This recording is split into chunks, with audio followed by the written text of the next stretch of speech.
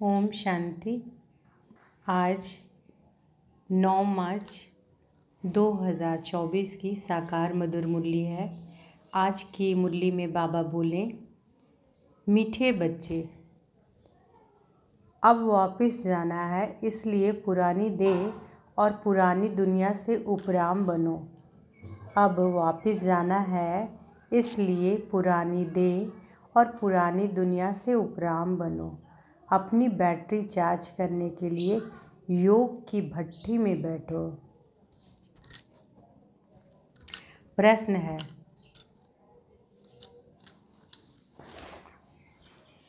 योग में बाप की पूरी करंट किन बच्चों को मिलती है? उत्तर है, जिनकी बुद्धि बाहर में नहीं भटकती, अपने को आत्मा समझ बाप की याद में रहते हैं, उन्हें बाप की करंट मिलती है।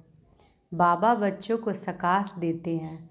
बच्चों का काम है बाप की करंट को कैच करना, क्योंकि उस करंट से ही आत्मा रूपी बैटरी चार्ज होगी, ताकत आएगी, विकर्म विनाश होंगे। इसे ही योग की अग्नि कहा जाता है। इसका अभ्यास करना है। ओम शांति। भगवान वाच। अब बच्चों को घर भी याद पड़ता है। बाप तो घर की और राजधानी की बात भी सुनाएंगे, और बच्चे भी इन बातों को समझते हैं कि हम आत्माओं का घर कौन सा है, आत्मा क्या है। यह भी अच्छी रीति समझ गए हैं कि बाबा हमको आकर के पढ़ाते हैं। बाप कहाँ से आते हैं? परम धाम से। ऐसे नहीं कहेंगे कि पावन दुनिया बनाने कोई पावन दुनिया से आते हैं। नहीं, बाप कहते हैं, मैं सतयुगी पावन दुनिया से नहीं आया हूँ, मैं तो घर से आया हूँ। जिस घर में से तुम बच्चे आए हो पाठ बजाने, मैं भी ड्रामा प्लान अनुसार हर 5000 वर्ष के बाद घर से आता हूँ। मैं रहता ही घर में परम धाम में हूँ। बाप समझाते भी ऐसे सहज हैं जैसे बाप शहर से आए हो। कहते हैं, जैसे तुम आए हो पाठ बजाने, हम भी वहाँ से आए हैं पाठ बजाने, ड्रामा प्लान अनुसार। मैं नॉलेजफुल हूँ, सब बातों को मैं जानता हूँ, ड्रामा प्लान अनुसार। कल्प कल्प मैं यही बात तुमको सुनाता हूँ। जब तुम काम चीता पर चढ़कर काले भस्म हो जाते हो, आग में मनुष्य काले हो जाते हैं ना, तुम भी सांवरे हो गए हो। सतो प्रधान वाली ताकत सारी निकल गई है। आत्मा की बैटरी ऐसी ना हो कि जो एकदम डिस्चार्ज हो जाए और मोटर खड़ी हो जाए। इस समय सभी के डिस्चार्ज होने के समय आ गया है। तब बाप कहते हैं कि ड्रामानुसार मैं आता हूँ। जो आदि सनातन देवी देवता धर्म के हैं, उन्हों की बैटरी चार्ज होती है। तुम्हारी बैटरी अभी चार्ज होनी है ज़रूर। ऐसे भी नहीं कि सिर्फ सुबह को यहाँ आकर बैठने से बैटरी चार्ज हो जाएगी। नहीं, बैटरी चार्ज तो उठते बैठते चलते भी हो सकती है, याद में रहने से।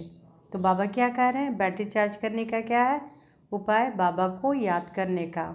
उठते बैठते चलते फिरते, ऐसा नहीं कि सिर्फ सुबह ही याद करना, बाबा को हर वक्त हर क्षण याद करना है। तुम पहले तो बाबा कह रहे हैं कि नहीं, ऐसे भी नहीं कि सिर्फ सुबह को यहाँ आकर बैठने से बैटरी चार्ज हो जाएगी। नहीं, बैटरी चार्ज तो उठते बैठते चलते भी हो सकती है, याद में रहने से। तुम पहले पवित्र आत्मा सतो प्रधान थी, सच्चा सोना सच्चा जेवर थी, अभी तमो प्रधान हो गए हैं। अब फिर आत्मा सतो प्रधान बनती है तो शरीर भी प्योर मिलेगा। यह बड़ी सहज प्योर होने लिए भट्ठी है। इसका योग की भट्ठी भी कह सकते हैं। यह बड़ी सहज प्योर होने के लिए भट्ठी है, इसको योग की भट्ठी भी कह सकते हैं। सोने को भी भट्ठी में डालते हैं। यह है सोने को शुद्ध बनाने की भट्ठी, बाप को याद करने की भट्ठी। प्योर तो ज़रूर बनना है। तो बाबा क्या बोल रहे हैं कि बाबा को जो याद करते हैं वो याद करने की भट्ठी से ही प्योर होंगे। याद करने से बाप को याद करने की भट्ठी प्योर तो ज़रूर बनना है। याद नहीं करेंगे तो इतना प्योर नहीं होंगे। फिर हिसाब किताब चुक करना ही है, क्योंकि कयामत का समय है, सबको घर जाना है। बुद्धि में घर की याद बैठी हुई है और किसी की भी बुद्धि में नहीं होगा। यह ब्रह्म को ईश्वर कह देते हैं, उसको घर नहीं समझते। तुम इस बेहद ड्रामा के एक्टर हो। ड्रामा को तो तुम अच्छी रीति जान गए हो। बाप ने समझाया है कि अभी 84 का चक्र पूरा होता है, अब घर जाना है। आत्मा पतित है, आत्मा अपतित है, इसलिए घर जाने के लिए पुकारती है कि बाबा आकर पावन बनाओ, नहीं तो हम जा नहीं सकते हैं। बाप भी बैठ यह बातें बच्चों को समझाते हैं। यह भी बच्चे समझ गए हैं, तब उनको पिता पिता कहते हैं, टीचर भी कहते हैं। मनुष्य तो श्री कृष्ण को टीचर समझते हैं। तुम बच्चे समझते हो कि श्री कृष्ण तो खुद पढ़ता था सतयुग में। श्री कृष्ण कभी किसी का टीचर नहीं है, ऐसे भी नहीं कि पढ़कर फिर टीचर बना। श्री कृष्ण की बचपन से लेकर बड़ेपन तक की कहानी तुम बच्चे ही जानते हो। मनुष्य तो श्री कृष्ण को भगवान समझकर कह देते हैं, जिधर देखो कृष्ण ही कृष्ण है। राम के भक्त कहेंगे, जिधर देखो राम ही राम। धागा सूत भी मूंझ गया है। तुम अब जानते हो कि भारत का प्राचीन योग और ज्ञान मशहूर है। मनुष्य कुछ नहीं जानते। ज्ञान सागर एक बाप है, वह तुम बच्चों को ज्ञान देते हैं, तो तुमको भी मास्टर ज्ञान सागर कहेंगे। तो बाबा क्या कह रहे हैं कि ज्ञान सागर एक बाप है और वह तुम बच्चों को ज्ञान देते हैं, तो तुमको भी मास्टर ज्ञान सागर कहेंगे, परंतु नंबरवार पुरुषार्थ अनुसार। सागर कहे या नदी कहे, तुम हो ज्ञान गंगाएं, इसमें भी मनुष्य मूंझते हैं। मास्टर ज्ञान सागर कहना बिल्कुल ठीक है।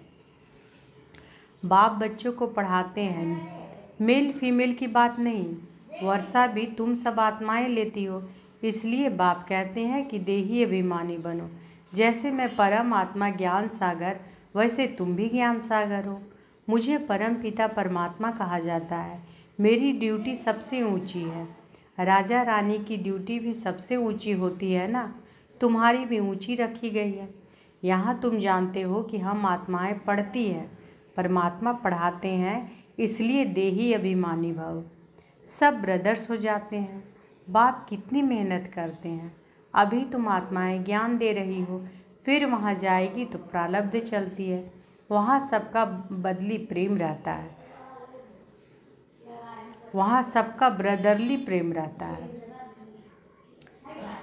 तो बाबा क्या कह रहे हैं कि बाप कितनी मेहनत करते हैं। अभी तुम आत्माएं ज्ञान ले रही हो, फिर वहाँ जाएगी तो प्रारब्ध चलती है। वहाँ यानी सतयुग, वहाँ सबका ब्रदरली प्रेम रहता है। ब्रदरली प्रेम बहुत अच्छा चाहिए। किसी को रिगार्ड देना है, किसी को ना देना है, ऐसा नहीं। वो लोग कहते हैं कि हिंदू मुस्लिम भाई भाई, परंतु एक दो को वह रिगार्ड नहीं देते हैं। बहन भाई नहीं, भाई भाई कहना ठीक है। ब्रदरहुड। आत्मा यहाँ पाठ बजाने आई है, वहाँ भी भाई भाई होकर रहती है। घर में ज़रूर सब भाई भाई होकर रहेंगे। बहन भाई या चोला तो यहाँ छोड़ना पड़ता है। भाई भाई का ज्ञान बाप ही देते हैं। आत्मा भ्रिकुटी के बीच में रहती है, तुमको भी नज़र यहाँ डालनी है। हम आत्मा शरीर रूपी तख्त पर बैठे हैं। यह आत्मा का सिंहासन व काल तख्त है। आत्मा को कभी काल खाता नहीं। सबका तख्त यह है भ्रिकुटी के बीच में। भ्रिकुटी दोनों आईब्रो के बीच में को बोला जाता है। इस पर वह अकाल आत्मा बैठी है। कितनी समझने की बातें हैं। बच्चे में भी आत्मा आ जाती है तो भ्रिकुटी के बीच में बैठती है। वो छोटा तख्त फिर बड़ा होता जाता है। यहाँ गर्भ में आत्मा को भोगनी पड़ती है। तब पश्चाताप करते हैं कि हम कभी पापात्मा नहीं बनेंगे। आधा कल पाप आत्मा बनते हैं, अब बाप द्वारा पावन आत्मा बनते हैं। तुम तन मन धन सब कुछ बाप को देते हो। इतना दान कोई जानते नहीं। दान लेने और देने वाला भी भारत में ही आता है। यह सब महीन बातें हैं समझने की। भारत कितना अविनाशी खंड बना है और सब खंड खत्म होने वाले हैं। यह बना बनाया ड्रामा है। यह तुम्हारी बुद्धि में है, दुनिया नहीं जानती। इसको नॉलेज कहना अच्छा है। Knowledge is source of income. इनसे इनकम बहुत होती है। बाप को याद करो, यह भी नॉलेज देते हैं, फिर सृष्टि चक्र की भी नॉलेज देते हैं। इसमें मेहनत है। हम आत्माओं को अब वापस जाना है, इसलिए इस पुरानी दुनिया और पुराने शरीर से उपराम रहना है। देह सहित जो कुछ देखते हो सब खलास हो जाना है। अभी हम ट्रांसफ़र होते हैं, यह तो बाप ही बता सकेंगे। यह बहुत बड़ा इम्तिहान है जो बाप ही पढ़ाते हैं। इसमें किताब आदि की दरकार नहीं, बाप को याद करना है। बाप 84 का चक्र समझा देते हैं। ड्रामा की ड्यूरेशन को तो कोई जानते नहीं, घोर अंधियारी में है। तुम अभी जगे हो, मनुष्य तो जगते नहीं हैं। कितनी तुम मेहनत करते हो, विश्वास नहीं करते कि भगवान आकर इन्हों को पढ़ाते हैं। जरूर कोई में तो आएंगे ना। अब बाप आत्माओं को राय देते हैं कि ऐसे ऐसे करो जो मनुष्य समझ जाए। तुम्हारे लिए तो सहज है, नंबरवार तो है ही। स्कूल में भी नंबरवार होते हैं, पढ़ाई में भी नंबरवार होते हैं। इस पढ़ाई में बड़ी राजाई स्थापन हो रही है। पुरुषार्थ ऐसे करना है जो हम राजा बने। इस समय जो तुम पुरुषार्थ करेंगे वह कल्प कल्पांतर करते रहेंगे। इसको ईश्वरीय लॉटरी कहा जाता है। किसी को थोड़ी, किसी को बड़ी लॉटरी होती है। राजाई की भी लॉटरी है। आत्मा जैसा कर्म करती है ऐसी लॉटरी मिलती है। कोई गरीब बनते हैं, कोई साहूकार बनते हैं। इस समय तुम बच्चों को सारी लॉटरी बाप से मिलती है। इस समय के पुरुषार्थ पर बहुत मदार है। नंबर 1 पुरुषार्थ है याद का। तो पहले योग बल से स्वच्छ तो बनो। तुम जानते हो कि जितना हम बाप को याद करेंगे उतनी नॉलेज की धारणा होगी और बहुतों को समझाकर अपनी प्रजा बनाएंगे। भल कोई भी धर्म वाला हो, जब आपस में मिलते हो तो बाप का परिचय दो। आगे चल वह देखेंगे कि विनाश सामने खड़ा है। विनाश के समय मनुष्यों को वैराग्य आता है। हमको सिर्फ कहना है कि तुम आत्मा हो। हे गॉडफादर, किसने कहा? आत्मा ने। अब बाप आत्माओं को कहते हैं कि मैं तुम्हारा गाइड बनकर तुमको ले जाऊंगा मुक्ति धाम में। बाकी आत्मा का कभी विनाश नहीं होता, तो मोक्ष का भी क्वेश्चन नहीं। हर एक को अपना अपना पार्ट बजाना है। आत्माएं सब है इमॉर्टल, कभी भी विनाश नहीं होंगी। बाकी वहाँ जाने के लिए बाप को याद करो तो विकर्म विनाश होंगे, घर चले जाएंगे। आखिरी बड़े बड़े सन्यासी भी समझेंगे वापिस तो सबको जाना है। तुम्हारा पैगाम अभी के बुद्धि में ठगा करेगा। तुम्हारा पैगाम सबकी बुद्धि में ठका करेगा। तब तो गायन है कि अहो प्रभु तुम्हारी गतमत, तो जरूर किसी को मत देंगे या अपने पास रखेंगे। अपनी मत से सदगति कैसे होती है सो जरूर बताएंगे ना।